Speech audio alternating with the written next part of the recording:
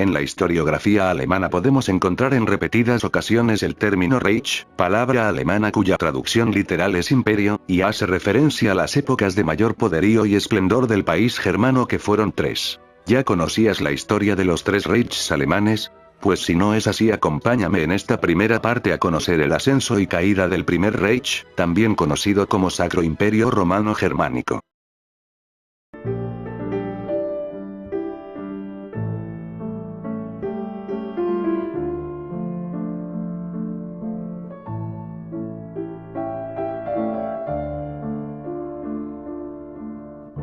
En el 810, Carlomagno, rey de los francos, llevaría al imperio carolingio a su máxima expansión, llegando a ocupar vastos territorios en Europa occidental, como la región helvética, casi toda la actual Alemania, Francia y el norte de Italia. 4 años más tarde, moriría el emperador de Occidente y le sucedería su hijo Luis el Piadoso, que mantendría en un relativo status quo la posición del imperio. Sin embargo, Luis moriría en el 840, y su hijo Lotario I le sucedería brevemente como gobernante general hasta 843, cuando él y sus dos hermanos decidieron dividirse el reino en el Tratado de Verdún. Nacerían así tres nuevos reinos conocidos como las Tres Franquias. Lotario se quedaría con la Franquía Media, Luis el Germánico con la Franquía Oriental y Carlos el Calvo con la Franquía Occidental. Sin embargo, a la muerte de Lotario I en el 855, sus hijos volverían a repartirse el reino entre ellos en el Tratado de Prüm. Luis el Joven se quedaría con la parte meridional conocida como el Reino de Italia, Carlos de Provenza se quedaría con la Baja Borgoña y Lotario II con la parte septentrional conocida como Lotaringia. A la muerte de Lotario II en 869, sus tíos Luis el Germánico y Carlos el Calvo se repartirían la mayoría de los territorios nacidos del Tratado de Prüm. En el 951, Otón I de la Franquía Oriental sería coronado rey de Italia, y 11 años más tarde, en el 962, Otón sería coronado como Sacro Emperador Romano Germánico por el Papa, y sus dominios se convertirían ahora en el Sacro Imperio Romano Germánico, proclamado legítimo sucesor del Imperio Romano de Occidente. El primer Reich había nacido. Con el reinado de su primer emperador, el nuevo imperio romano vivió una época de auge y esplendor, en el que se impuso a sus enemigos, ganó nuevos territorios y vivió el llamado Renacimiento otoniano. A la muerte de Otón le sucedería su hijo Otón II. Algo que debemos destacar, es que este nunca fue un estado del todo uniforme ni unificado, ya que con el auge y la consolidación del feudalismo luego de la partición del imperio carolingio, las diferentes provincias poseían una enorme autonomía que no solo se limitaba a la interna sino a la externa, por lo que ducados, reinos, arzobispados, principados, etc., le juraron vasallaje al sacro emperador en una especie de unión más simbólica que efectiva. En el 976, las antiguas marcas de Carintia y Panonia serían convertidas en una nueva entidad, la Marca de Austria, con capital en Viena. En 1156 este ascendería al estatus de ducado y ganaría más territorio. El ducado de Austria se mostraría como uno de los estados más fieles al emperador, y a lo largo de los siglos el poder imperial se fue concentrando en esta entidad constituyente. En 1054, el cristianismo viviría la gran división, el cisma de Oriente, en el que el Sacro Imperio sería uno de los principales cabecillas de la vertiente católica, y un par de años más tarde, se dedicaría de ahí en adelante de participar directa o indirectamente en las cruzadas. En 1438, una poderosa familia banquera de humildes orígenes suizos, llegaría a los cargos políticos dentro del Sacro Imperio. Hablamos de la Casa de Habsburgo, conocida también como Casa de Austria. Esta familia iría adquiriendo más poder con el paso de los siglos hasta ser considerados los dueños de Europa, ya que su influencia no solo se limitó al Sacro Imperio, sino a toda Europa. El primer gobernante de esta casa sería Rodolfo I, que sucedería a Ricardo de Cornualles luego de un breve interregno. Aunque Rodolfo solo sería gobernante de facto, solo sería coronado como rey de romanos, más no como sacro emperador.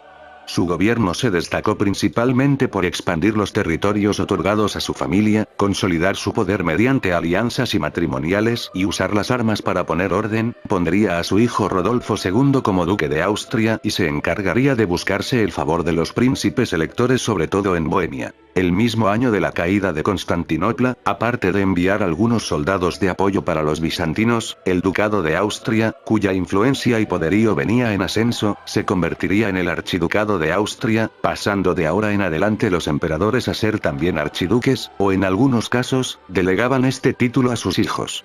En los años venideros, Austria terminaría de afianzar su dominio en Bohemia, se haría con Silesia y avasallaría a Hungría. En 1504, como parte del vasto juego de alianzas matrimoniales, el Sacro Emperador Maximiliano I, buscando estrechar lazos con la Casa de Trastámara, casó a su hijo Felipe IV de Borgoña con la hija de los reyes católicos, Juana la Loca, por lo que Felipe pasó a ser rey consorte de Castilla, y de este matrimonio nacería, entre otros hermanos, el futuro Carlos I de España, dando origen a la rama española de los Habsburgo. Como fruto de las relaciones endogámicas tan conocidas de esta familia, la línea española se extinguiría cuando Carlos II de España murió sin descendencia alguna. En 1519, ocurriría la Reforma Protestante, que volvió a fragmentar al cristianismo.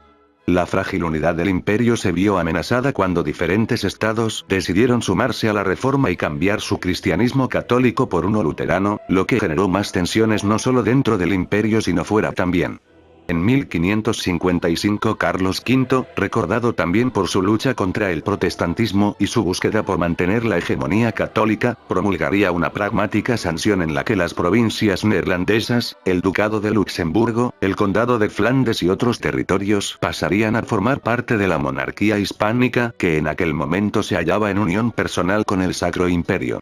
Más luego las 7 provincias neerlandesas se independizarían de España en la Guerra de los 80 años, y los territorios que permanecieron fieles a España para 1714 pasarían bajo jurisdicción del Archiducado de Austria hasta 1795 cuando fueron anexados por Francia. Las tensiones políticas, religiosas, sociales y económicas generadas en Europa durante el siglo XVI y XVII, finalmente estallarían en 1618 con la Guerra de los 30 años, y 1648 sería el año que no solo marcaría el fin de la guerra, sino que marcaría el inicio de un lento declive y debilitamiento del imperio que lo llevaría a su eventual caída.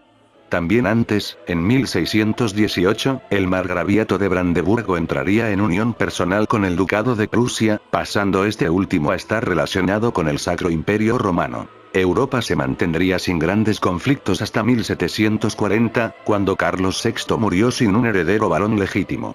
Antes de morir, Carlos había firmado una pragmática sanción que le permitía a su hija María Teresa sucederlo en el trono.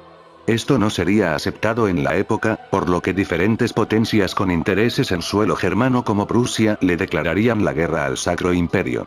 La guerra culminaría 8 años después con la firma del Tratado de Aquisgrán que reconoció a María Teresa I de Austria como legítima sucesora. María Teresa se había casado en 1736 con Francisco III de Lorena, y con este matrimonio se podría considerar la extinción del linaje Habsburgo clásico, y nacería la Casa de Habsburgo-Lorena. El inicio de la Guerra de Sucesión Austríaca también significó el inicio de las guerras de Silesia, que culminarían en 1763 con la anexión de Silesia por parte de Prusia y la reconfiguración parcial del mapa europeo.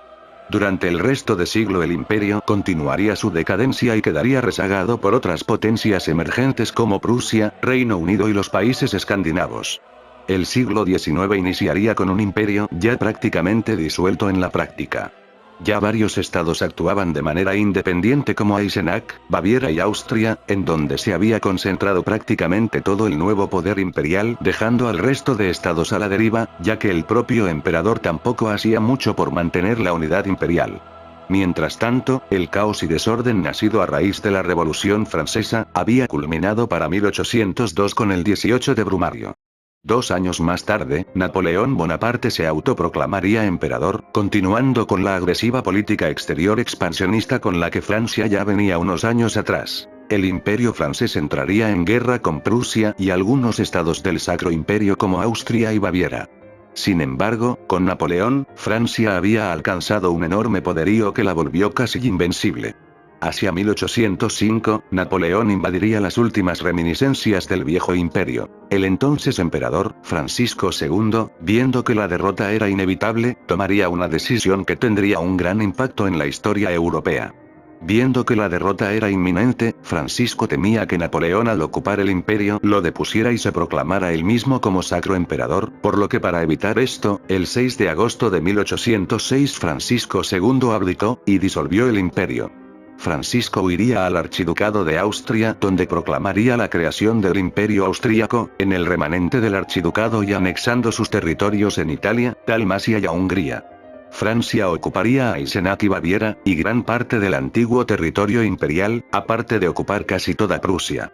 El primer Reich había caído luego de más de 800 años de existencia, y con él no solo caía un poder imperial vigente que trascendió la Edad Media, sino uno de los estados de la Guardia Veterana de Europa, un estado que vio papas ir y venir, que vio cómo la fe cristiana se dividía en dos ocasiones, que fue partícipe de las cruzadas y presenció la caída de la Roma de Oriente.